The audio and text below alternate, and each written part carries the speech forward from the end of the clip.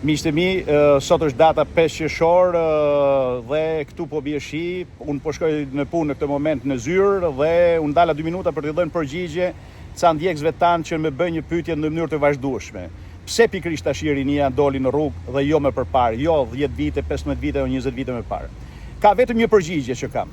Dhe kjo është ajo që unë ndjej forcisht dhe kam qenë i bindur prej viteve.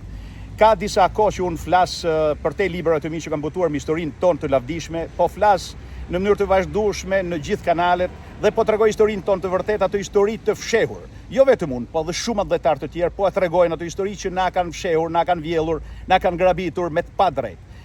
Dhe kam qenë gjithmonë i bindur që ai që e njeh historinë disponon të sotmen dhe të ardhmen. Pasi nëse e njeh mirë historinë, ti e kupton kush je. Pa histori nuk ka dinjitet, pa dinjitet nuk ka moralitet dhe ndaj tashi në moment që njihet historia po rritet dinjiteti. Në moment që po rritet dinjiteti, rritet dhe moraliteti njerëzve dhe e kuptojnë që nuk vazhdohet më kështu.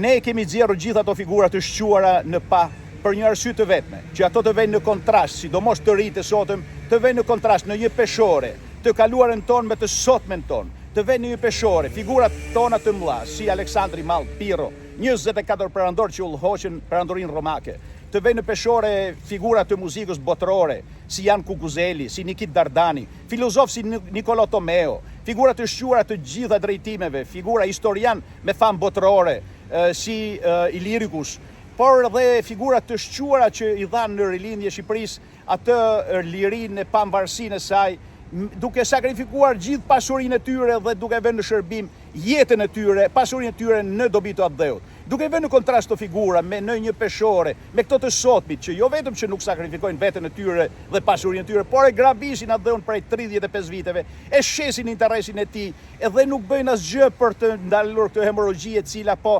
pllakos kombin ton, vetëm me një qëllim që është ai final. Zëvendësimin e etnik të shqiptarëve, shporjen e shqiptarëve nga trojet e tyre dhe zëvendësinë me popullsi të tjera. Ky është qëllimi final i tyre. Nuk ka asnjë investim më të madh se sa të shqiptarët të qëndrojnë në vendin e tyre. Nuk ka investim më të madh se ne të kemi një komb dhe mos mesim si kurdët pa dhe. Prandaj ju them edhe një herë, të mbështesim rinin duke qëndruar larg ama, sepse ne jemi brezi i rritur. Duhet që mos ta ndosim atë qiltërsinë e tyre, atë pastërtinë e tyre, atë dinamikën e tyre. Sot ato kanë kuptuar që vlen, se kombi jon vlen. Kombi jon është në themel të kontinentit tonë. Ju përqafoj miq, vazhdoni, qëndroni. Ju dua shumë. Rrof Shqipëria.